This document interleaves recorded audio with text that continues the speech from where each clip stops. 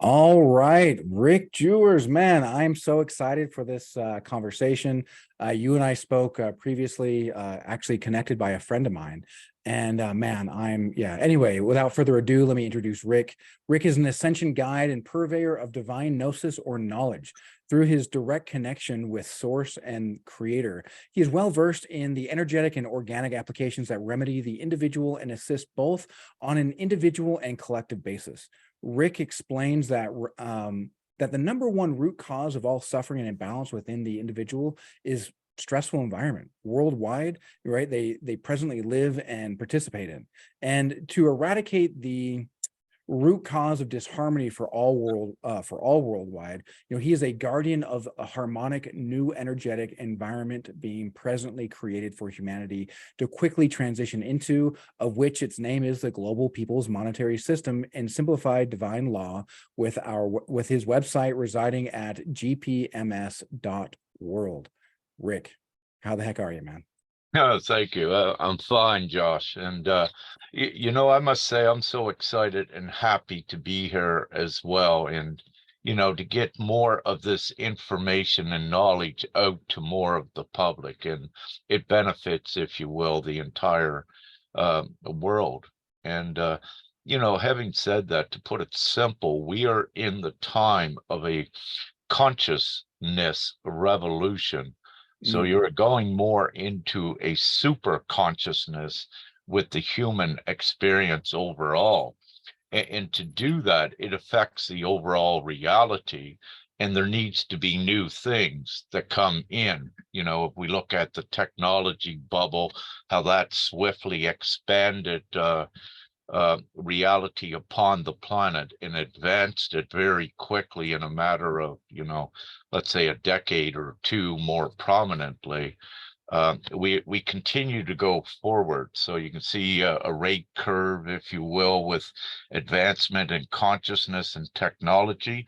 Now it's beginning to turn straight upward. So we are in the most amazing, glorious uh, unprecedented time upon the planet right now.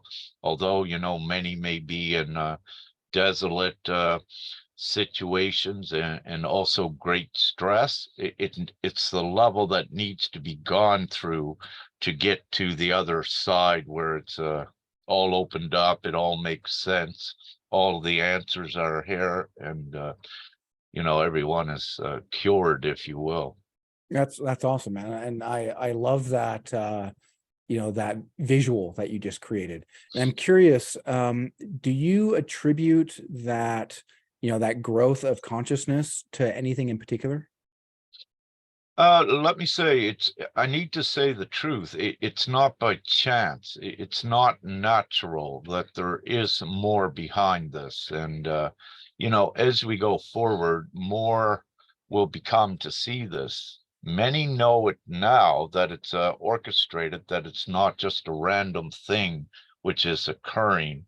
However, as we go forward, more will know, let's say, more of the truth, because this is the period we are in, that truth is not constant. It continuously changes as the consciousness, let's say, expands. It is the best word with this. What I love about that right there is a lot of people have a hard time thinking that truth is immutable, right? It's unchangeable. Truth is either the truth or it's not the truth. But there's this incredible quote that I picked up from Niels Bohr. He's a Danish physicist from back during the Manhattan Project. Used to converse with Einstein regularly, but he had this quote that said, "The opposite of a correct statement is a false statement. But the opposite of a profound truth may well be another profound truth." And it seems like that's kind of what you're talking about, is as the mind ascends, well, now you're dipping into new dimensions in the same way that the Kabbalion, I don't know if you're familiar with that book, but it talks about how you can leverage, one principle against the other in order to make it look like you're breaking rules, in order to look like you're bending rules, right? Things that seem that the universe is governing. And why is it that this is bending for this person? Well, in a lot like the Matrix, right? Some rules are meant to be bent, some are meant to be broken, and understanding the higher dimensions in order to bend those lower dimensions. Is that kind of what you're getting at? Yeah, yeah, absolutely. If we look at consciousness upon the planet, it is within a certain bandwidth, if you will, a certain frequency, but it is not the only bandwidth. There are higher bandwidths, higher consciousness, which is above that. And typically with truth, it will belong and resonate within a certain bandwidth. However, as consciousness expands, you enter higher frequencies where even physics, what is known down here, has to change as well. And this is where, you discover the higher truths. And Mm. also where you have the choices, as you say, you need a comparison, excuse me, of what may be false, but you also need a comparison of truth to guide you along the way so that you can make the choice to take you forward, if you will. And with this, raising consciousness, how do you see that helping people who right now might be suffering from, I don't know, PTSD, depression, anxiety? Maybe they're even feeling internally or actually feeling physical pain inside their body. How do you see that higher level of consciousness helping those people?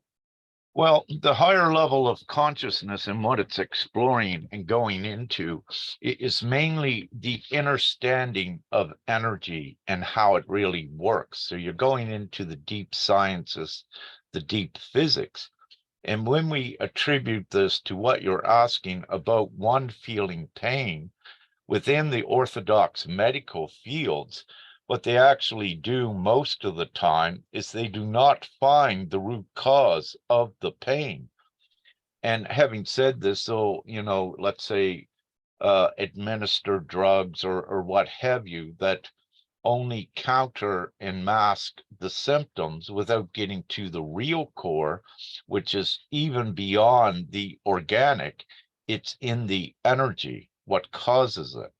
So as consciousness goes forward overall, with consciousness and any new idea, if you will, there is the 100th monkey effect, meaning that once you put new knowledge into a environment or a Mhm. reality, what it does is the rest will follow, accept it. But with this new knowledge, you keep building a new paradigm, a new reality that has more of knowledge that was not there before. And by one's understanding that this is coming, and by the ones that are, let's say, in this higher consciousness that know and have figured out how energy works, then they apply that knowledge down to, let's say, the orthodox medical field so they can begin to introduce it and to assist, with age-old ailments and what have you. But the core of everything is at the most smallest particle of energy. That's where all disharmony and sickness originates from.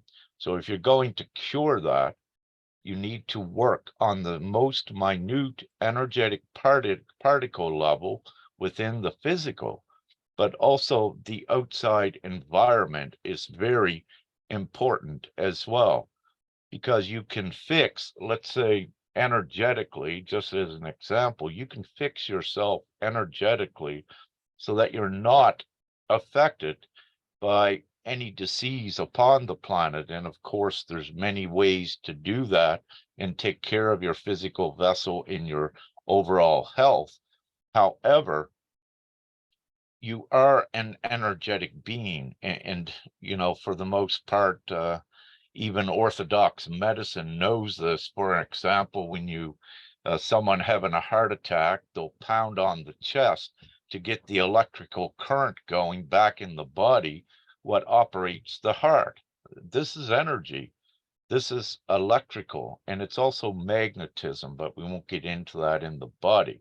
So by understanding at least the electromagnetics of an energetic field of an individual, but also understanding that the planet we're on has also an electromagnetic field.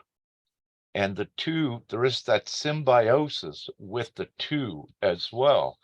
And with energy upon the entire planet, there are certain energies that is created and generated by the individual depending upon the state they're in.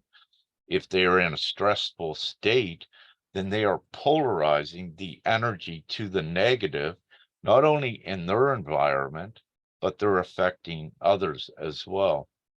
I might have got a little bit off of what your question was there. Well, and so I do like the tangent a bit. I like where you were directing that, because ultimately it seems like what you're saying is that the energy state that we put ourselves in will attract a lot of things into our lives and can actually manifest maybe the pains in our lives as well. And Absolutely. the way that I've looked at it, and I'd love to hear your feedback on this, is that when we have these negative emotions, right? They're not negative, doesn't mean that it's bad. It just means it's a way for the system to direct us. Hey, this is where we are, like on a map. Like we know, hey, we may not want to be in the desert, but we're in the desert right now. And yeah, it doesn't feel good, but there's a way to fix that. Get out of the desert. Hey, I have pain, and the pain in my body is telling me, hey, there's something that's not well. There's something that you're doing that you can undo. There's something that you can change. And if you look into this, well, then you'll find a door to actually step out of that pain and kind of step into a new timeline almost. Does that maybe sound accurate from your point of view?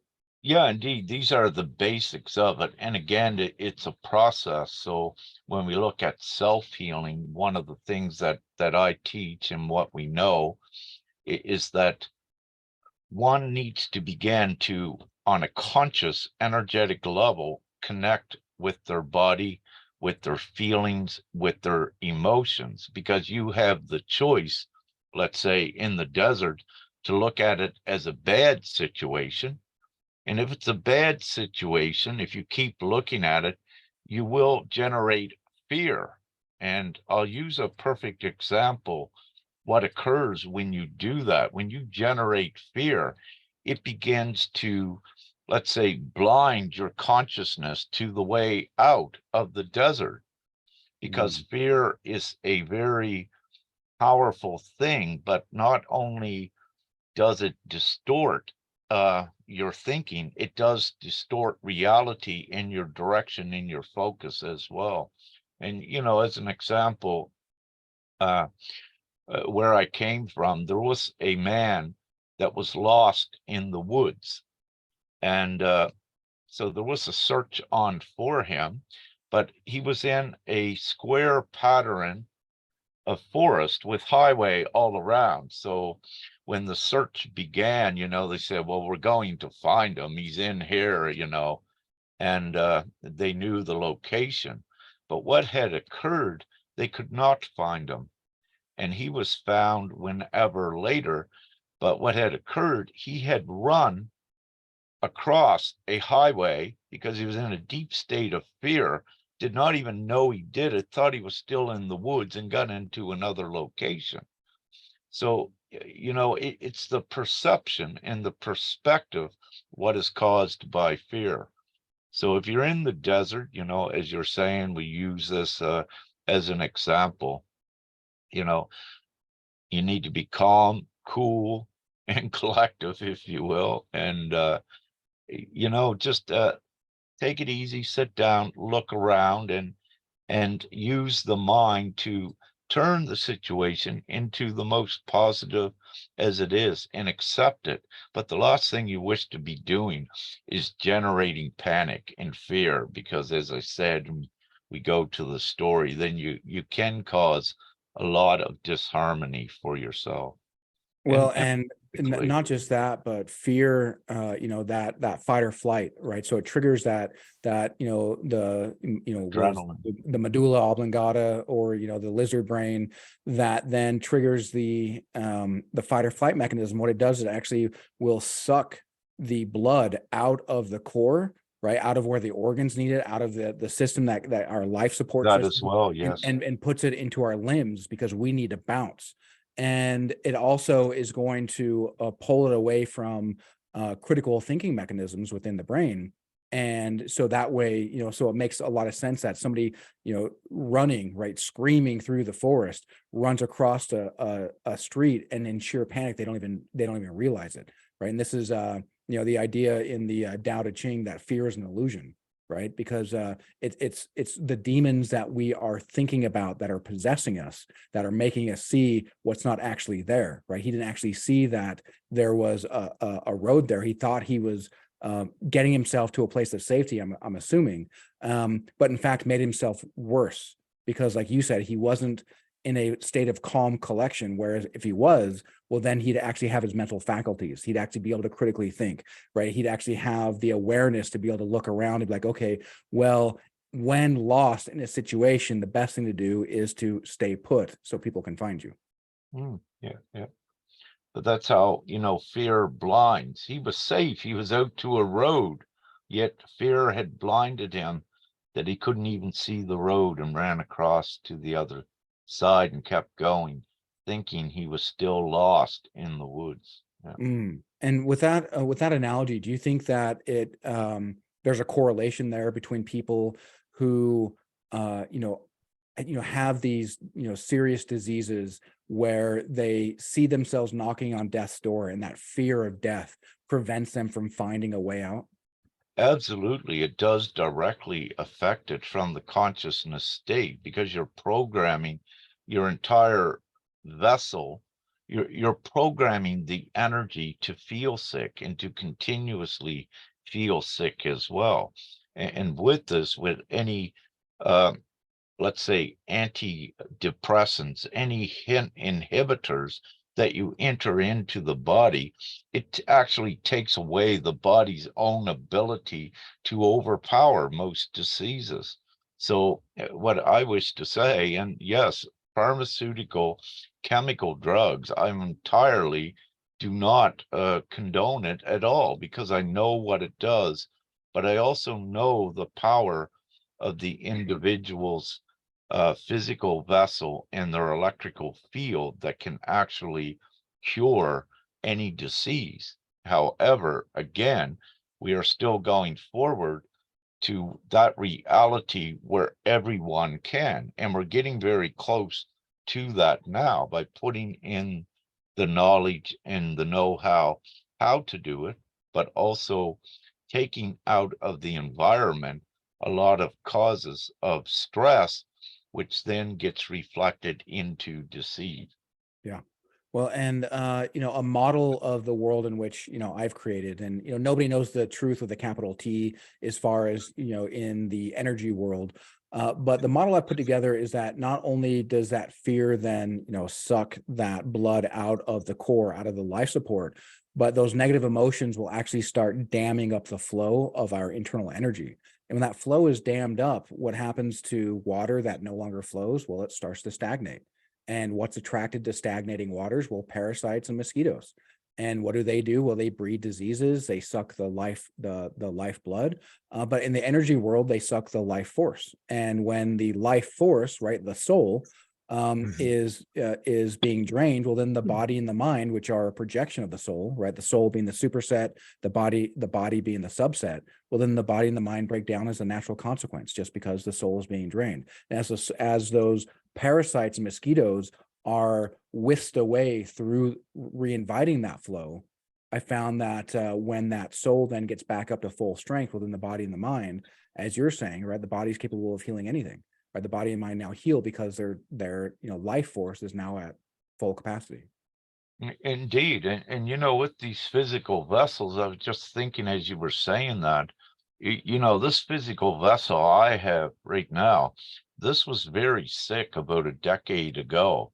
Mm, And, it was the reason was because of my foods I was eating, the water that I was drinking, but also my thoughts with that. So a combination of that had made me very sick. And there was direct divine intervention with I. And of course, I got on the right road. And during the course of doing all that, I was also taught these higher energetic things, if you will, to assist others without getting too deep in that and just keeping it simple.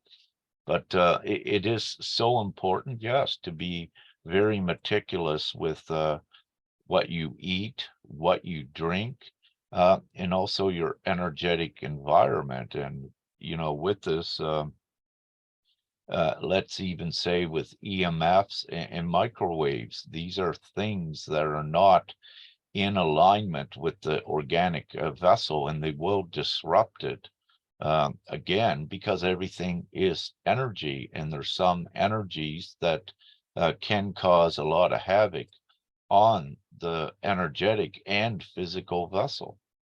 Mm, yeah. So Yeah. it's Oh, go ahead. no, so it's great. I'm finished. Thank you. Okay. And so, you come from a background of, right, having your own, dis-ease. You found yourself in a place where you were, enlightened, and you were able to get yourself up to a place of health, right? Maybe perfect health. Do you also guide others along that path, and help them find that as well? Yeah, yeah, absolutely. Yeah. What I do is I generally put everything out free online, the teachings, and as new, let's say, new ways to understand energetics and new healing modalities and techniques somewhat at the energetic level in the explanation of how it works. And also my partner and I, Femke, we assist ones individually as well. And with that, we don't charge. We do this freely. Uh, and this is an important thing as well for any healer or any doctor, let's say, if there's a charge involved, a monetary charge, when you're going to assist one, well, the first thing you do upon that individual, by having a charge there, you do put them in a state of stress. Let's say if you have a healer that is charging, let's say, $500 an hour session. So, the first two things, you have one that needs assistance. They don't have much money, but they really need it, that they come up with $500 to have an hour session with someone. But the first thing, this one is stressed by that huge amount of money. And then also they only have an hour with that one.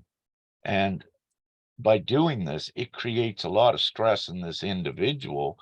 And actually, this healer is of very little value to the one they're trying to assist. So, what my partner and I do, no time limit, no monetary fee into assisting one. And then Interesting. yeah, because then you're genuinely looking at the value of the individual, but you're genuinely there to assist them and give them whatever they need without you trying to control it and restrict it and look at them as a client or a source of value for you. And you're also putting energetic expectations upon that one, which is also contrary to assisting them to your fullest ability, because what you're doing is choosing money over assisting them. Is what's occurring. And, in Africa, if you take it one thing, in their hospitals, there's so many sick, but they are not assisted if they don't have the money. And this is a very sick reality when when they're looking at the value of money being more valuable than a human life. How preposterous is that? So I like a lot of what you said. I don't know that I fully agree. The way that I look at money is a source of gratitude, right? The idea that money is evil isn't really something that I agree with. I think the love of money, if I'm willing to sacrifice my values, sacrifice my integrity, sacrifice my ethics for money, well, then that's where things get shaky. And that's where, right, Mhm. I'm now looking at somebody as a means to make me money, as opposed to I'm here to actually provide them value. And I have Yes. found that when people pay, they also pay attention. And I don't necessarily know your full modality and how you take others through, but I do like I do like to be able to, volunteer my time and help people who don't have those funds. But I find that people who can pay allow me to be able to help people who can't.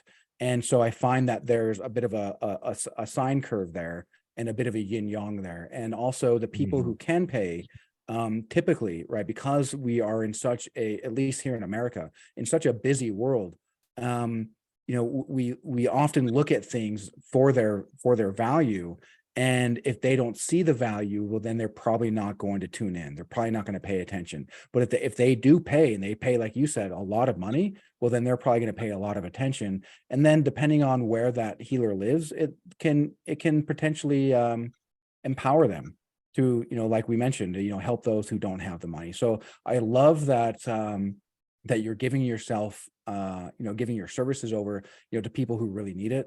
You really seem to be living your philosophy, right? You and your partner, are there doing it as well. And, is there do you live like on a homestead, or, how is it that you're able to pay bills if everything is done for free, or do you have like a different job? No, we actually keep it quite simplified. Money is not evil itself. It's the use and the control of it. And, in this interview here right now, I don't want to go into the depths to show you even deeper why it's the energetics involved with it doesn't really do the full benefit for an individual what they can. But right now, what my partner and I are doing, we're in a little camper. This is our home. We've been in this for a few years. Our, let's say, our bills, we don't have very many. They're very cheap. We're not really part of the system, and it doesn't take us much to exist. So we're in a great position that we don't need to That's work and awesome. ask a lot of money. We do work. Mhm. We work since, when we get up in the morning till we go to bed in the night, assisting ones Mm, freely. However, we do fund for donations, but it's only on a conservative level, just enough to provide our basic necessities while we assist others mm, freely as well. And we're in Europe. We're in Germany right now, and mine and what Femke and I live off of, if you will, last year, it's below the poverty level. And so just to let you know, what we do, because we sincerely and genuinely put the individual ahead of everything when we assist. And we take all of those, stress factors out of there. With the ones you're saying, there are ones, yes, that can pay, and it is beneficial for them. So it's multi-leveled, as you're yeah. saying, multifaceted. But what we tend to do is look at the level where the ones that do not really have the money to do this as well. And what you will find, perhaps 90% of your population does not have the money to get the real good help. They cannot pay it. And it's these 90% that we assist, if you will, freely. Across the globe, you mean, or specifically in Yeah, Germany? all around the Okay. world we have it's mostly with us, North America, but Europe as well. But yeah, all around the world. Yeah. Okay. Australia, yeah. Yeah. And how long have you been in Germany? We've only been here for 3 weeks, maybe a month. Been in the Netherlands and Denmark, and Hmm. this is our home, our little camper, so it's mobile, and so you have, if you want, a different doorstep every morning, so it's That's great. Yeah, it's that free. could certainly be a fun way to live for sure. Yeah, yeah, absolute freedom, and it gives us the time to assist others and focus on what we call the ascension Hmm. and this great awakening by assisting individuals. So with everyone we assist, they affect others energetically, and we keep raising the entire reality up out of this present savagery, which I call it because it is savage, into a, let's say, a place of at least civility for humanity. Mm. And of the people that you're, able to serve and, help, what are some of the more typical things that you find yourself dealing with? Well, what we do in the level that we work on is also we are, I put, if you will, the label ascension guides as well, and assist ones uh, on their spiritual journey, if you will, and to give them a direction. It's, let me just say, what we do is just totally extensive without specifying every little thing. And we also assist all levels of consciousness. And I need to say there are many different levels of consciousness because that is truth as well. And what we do, it's customized to the level of consciousness of what one can Mm. accept at that time to empower their self. So, I like that. Milk for babes, right? Meat for adults.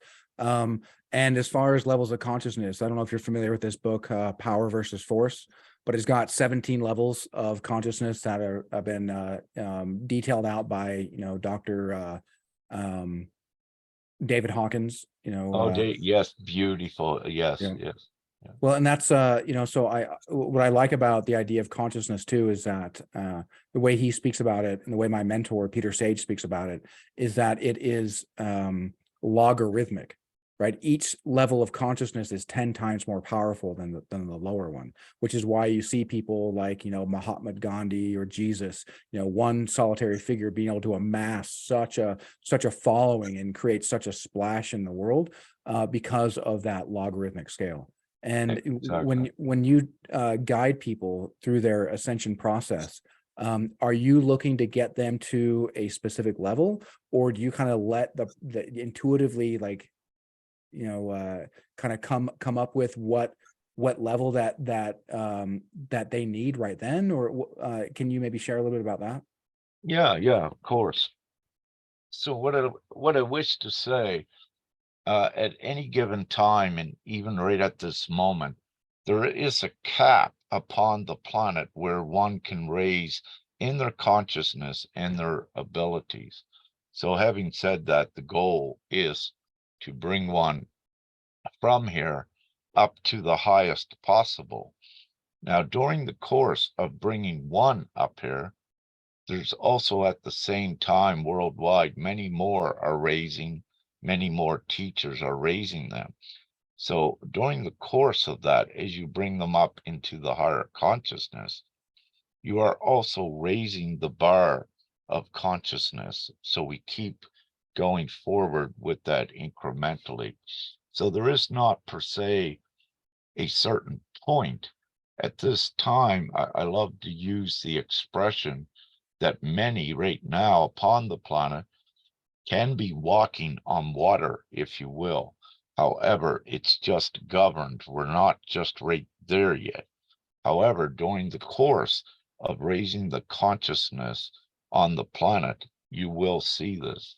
It will Mm, be common sometime in the future because everything is energy. And once the consciousness knows how to benevolently manipulate energy, then everything is possible. And, mm, and we're going out of this human experience into, as I said, an unprecedented, uncharted area where humanity has not been before. You have the evolvement of the super consciousness, which keeps raising the bar and feeding the information into the now. And you had mentioned earlier that, this is not by accident. Is this like a destined wheel to kind of just keep spinning, how, because we've had ancient civilizations that have come and gone. We've seen ancient technology that's advanced beyond what we have. And in fact, if you want to get a little weird, and people are certainly, fine to fact check me.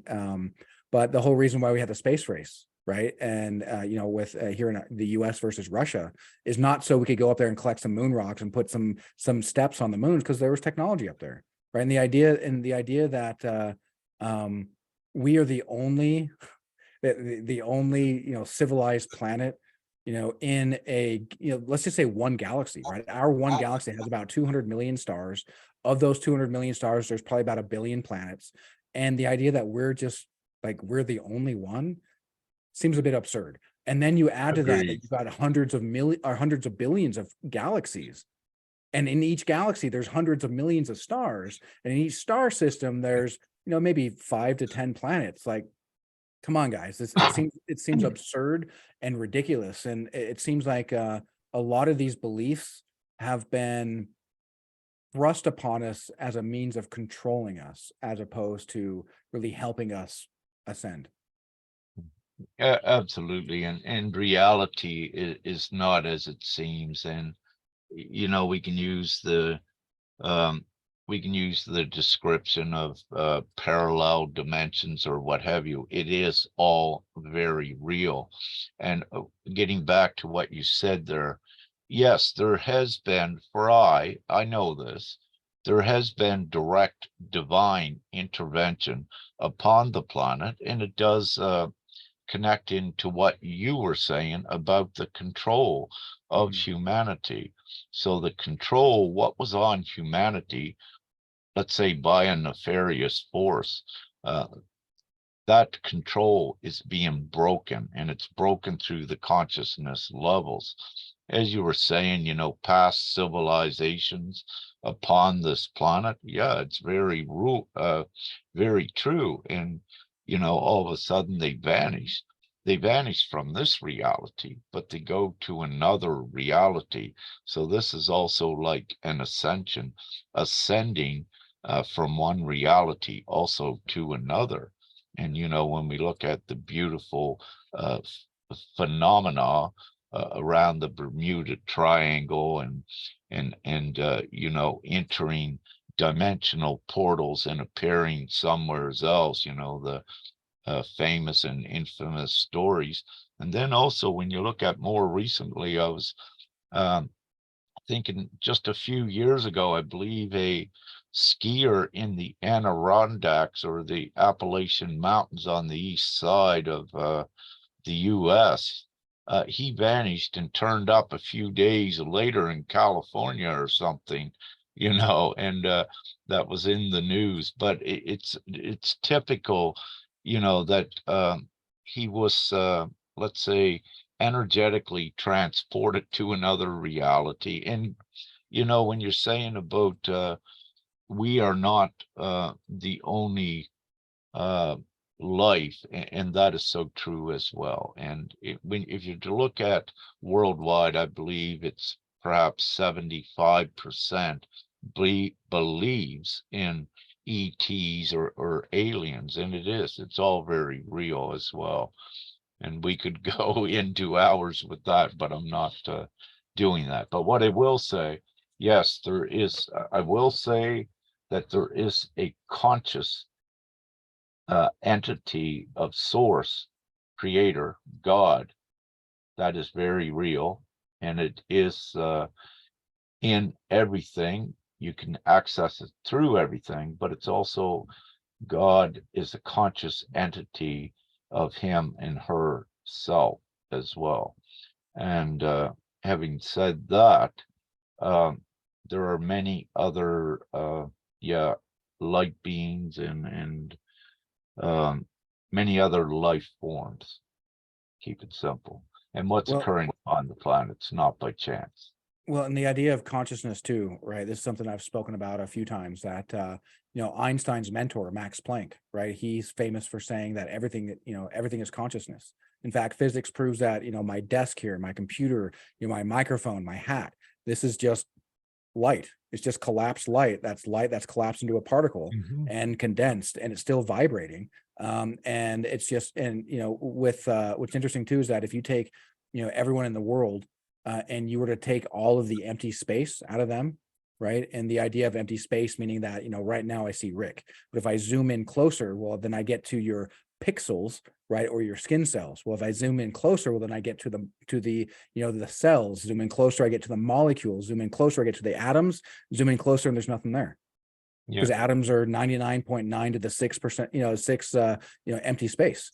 And when we start to realize that, oh, wait a minute, so this is all a hologram, this is all an illusion. And as you said, everything is energy, and on top of that, all energy can be transformed. And I think that we can see that, and we often dismiss it because it's so common. But thoughts are energy, feelings are energy. And if you can transform a bad feeling into a good feeling, well, that's emotional alchemy right there. And now you're, absolutely. Yeah. and you seem to have a mission to maybe alchemize the monetary system of the world. And I was wondering if you could maybe share a little bit about your GPMS and your global push there. Yeah, yeah. I'll get right to the truth, and to be totally blunt, this monetary system we're bringing in is delivered from source, God, entity, their self, through me being the conduit to write it up and put it upon the planet, because it does affect the change for the planet, as I said, to take humanity out of the savage realm and into at least a civilized, harmonious realm. And we need to look at, let's say, two things. One thing, law, and how it violates it's law upon the planet is artificial law. It's man-made, and it's meant to control in the least. And you know, let me just say, in the last 3 years, this has become so obvious for the majority of the planet, how the violation of the rights, if you will. So, that is one restrictive thing that is not in alignment with harmony as well and free flow. And then we look at the monetary system upon the planet, what it actually does, how it inflicts hardship and harm upon people, and how it creates the stress. So, having said this, to fix this savage paradigm where everyone's competing and, hard job to survive, where they need money to buy food when actually there's 10 times enough food growing on the planet to feed the entire population. Excuse me. But so this GPMS, what it is, it's a new egalitarian or equal monetary system for all, where what we're actually doing, the control of money now, what we wish to say, the control is evil. Money itself is not evil, as we're Mm. saying. Right. It's the control of that in the distribution of it. So what GPMS simply does is take that monetary control from a few that have caused competition, separation, and all of the negative things that cause the stress. And GPMS puts the control of the distribution of the money in the people's hands, the 99%. Then it's done humanely, it's shared equally, and also money is used as a good tool to put everyone in a place of comfort, and also knowing that they do not need to worry about a financial secure future any longer, because it's instantly coming in the moment as it's needed. And having said this, what occurs shortly after GPMS, the inception of it worldwide, shortly after that, humanity realizes very quickly they don't need money at all.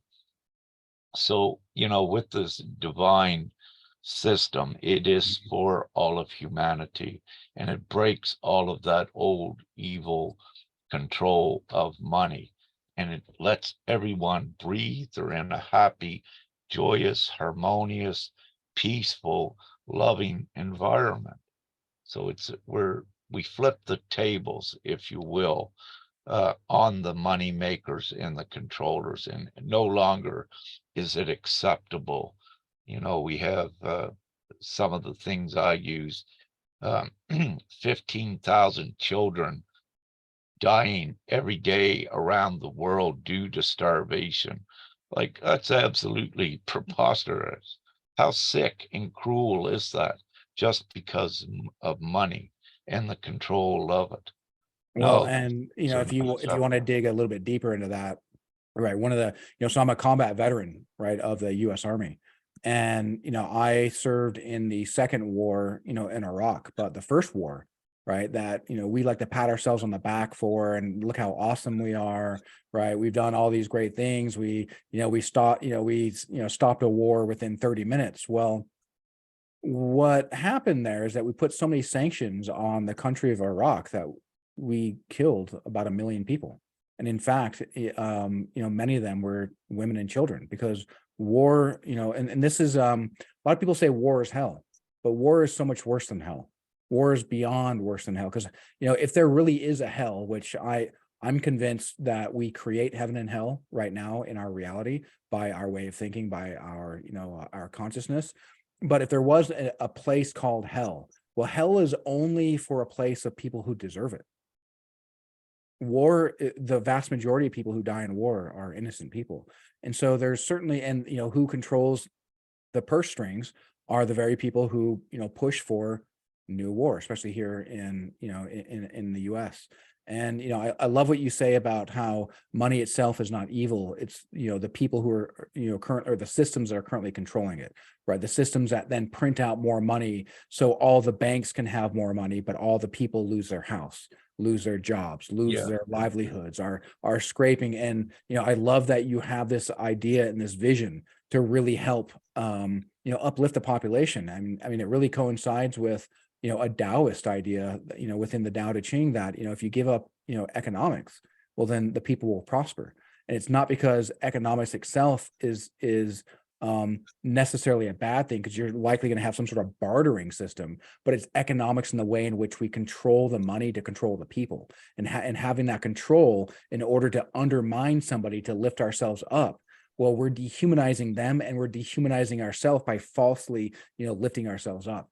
And yeah, I like the vision, man. I really love what you're doing. And how long have you been, with this GPMS, and really been pushing for that? We've been doing this just over 2 years. March 17th, I believe, 2021 is when we put the website up to began collecting the voices worldwide of every man, woman, and child.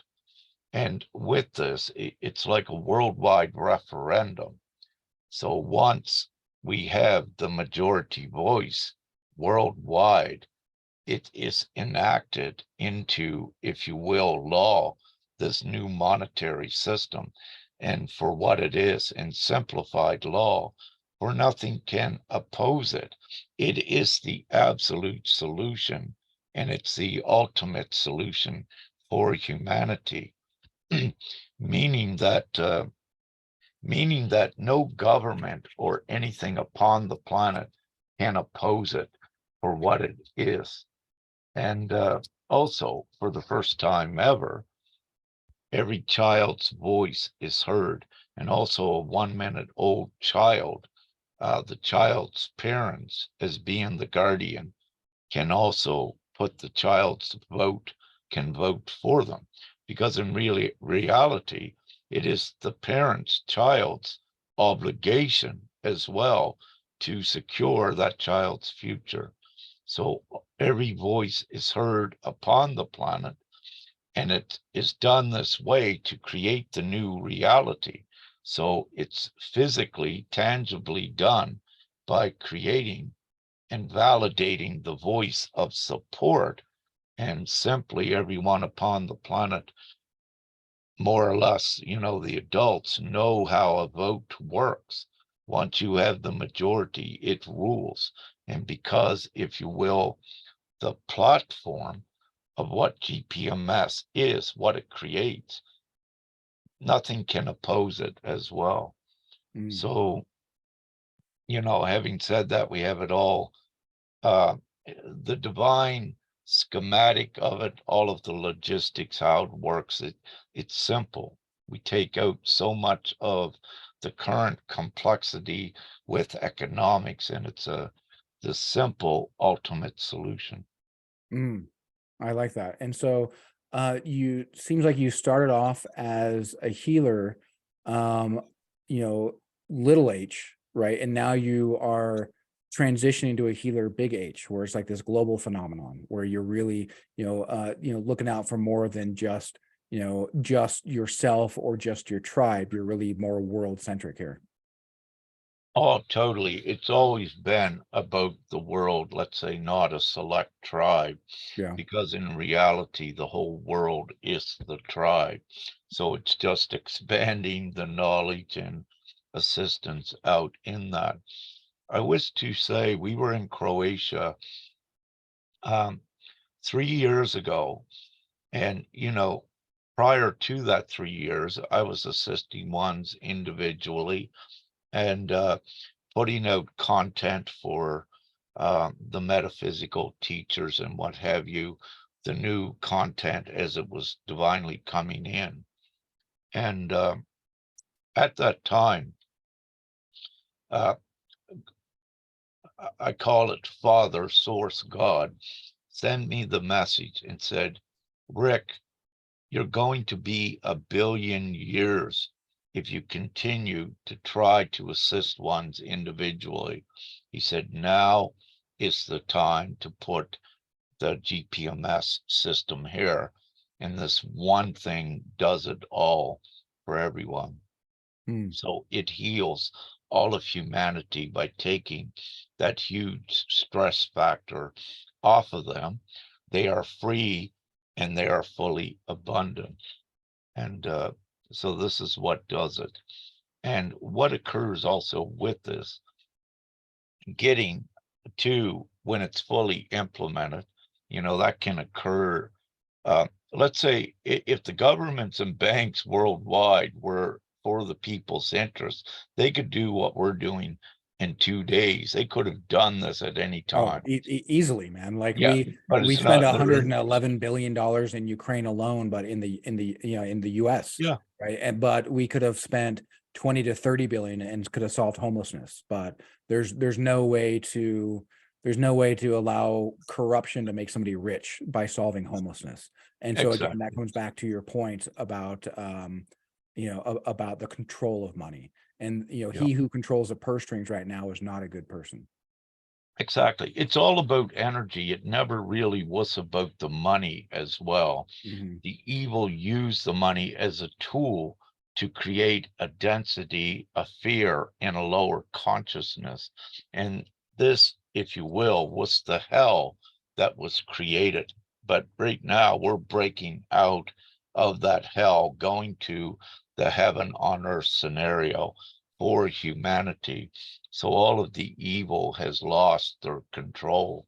It's only a quick matter of time as we keep taking things forward that this will be upon the planet, and I love that. everyone will be free and abundant. Yeah. And if people want to get in contact with you, is the best way to do that through gpms.world? Yes, I have my email address is on there. However, I only wish to speak with influencers, leaders, and speakers of the people. Uh, I am on Facebook and on some other social media platforms, but also Facebook Messenger. I can be contacted there with Rick Jewers with my name. Okay. You'll see my picture and you'll know it's me. Yeah. Yeah, you're a little unmistakable. Well, Rick, this has been such an enlightening conversation, man. I've really, loved the wisdom that you brought here, the vision that you brought here. And do you maybe have any, I guess, final words for people who are struggling, right? Whether it's, pain in the mind or pain in the body. You have any final words to maybe to help them find an energy salve, so to speak, and find that way up that level of consciousness? Well, anyone watching this right now, this GPMS, this is hope being actualized. It's not just a hope. So it's letting you know that there is a very beautiful future coming. That direction is there and it's real. So the thing is, you just need to do what you need to do now to survive, knowing that this is coming. And what that does, just by hearing and knowing this, it uplifts the individual. Now, they now have a direction and a goal in sight to go towards. So by just having direction, they're not looping, they're not lost looking around for a way out. And what this does, by having that definite direction to the future, they began to feel uplifted with this. I love that. Well, for those watching this, go ahead and, connect, check out GPMS. There's a lot of information there, right? Read about it. Look, look it over. If you feel so inclined, consent to it, right? Add your name, right? And, really help this global push to help, heal, right? Humanity in so many ways, help heal our wounds, right? It's not a healthy person that wages war, right? So when that person who is unhealthy then heals, well, we're going to find ourselves in a place where we don't need war. And that might sound a little Pollyanna because of what we are experiencing now. But like we've already, said, right, this may be the truth of where we live at this current state. But the opposite of a profound truth may well be another profound truth. And as we raise that level of consciousness, what's right for us then is going to be much more love favored, right? Much more connection favored, right? Love breeds that order, connection breeds that, or fear, breeds entropy, right? The breaking down of the system. And I love the order that you're creating. I love the purpose, even, right? So many people feel detached from their sense of purpose, and it does create quite a bit of mental pain. And I love how you so eloquently said that, helping with GPMS is a great way to be able to find that path, right? To find that purpose and to really start moving forward. And when you find a path and a purpose, well, then it's a lot easier to suffer the trials and tribulations that life throws at us, because we know that there's a better place that we're moving towards. Absolutely. And it's coming. And that's why I said in the first part of the show, we are in the most auspicious, glorious time. Yeah, the most glorious time ever with Mm. this. That's awesome, man. Well, this has certainly been a glorious conversation. I've really enjoyed it. Thank you so much for joining us, Rick. And again, if you're watching this and you like what Rick has had to say, or maybe you think, hey, I'm not so sure that I buy into this. Well, check him out. Right? Don't just take his word for it. Check him out. There's a Read name. about him. Yeah, Yep. there's the name of the website above me here. Yeah. Yep. Yep. And it's fine to be skeptical, but verify. Don't be dogmatic. And in fact, I encourage you, I don't know if you've looked at this before, Rick, but if you look at dogma and you flip it backwards and you spell it backwards, it says am God. And when That's we what we're realize that doing. we've got, We're flipping, we're yep, inverting the reality. Yeah. yep. No And more suffering. It's almost over. what a beautiful idea, man. Thank you so much again, Rick. You are an incredible person. I love the work that you're doing. And to everyone who's tuned in, I hope that this has been as beneficial for you as it has been for me, because I certainly had a lot of fun. I did as well. And thank you so much. And I'm very impressed with all of you as well. And I'm so grateful to have been had the time to do this. Thank you so Uh, much, Josh, and all your viewers. Hey, my pleasure, man. My pleasure. It's been great. And to everyone, hey, see you next time.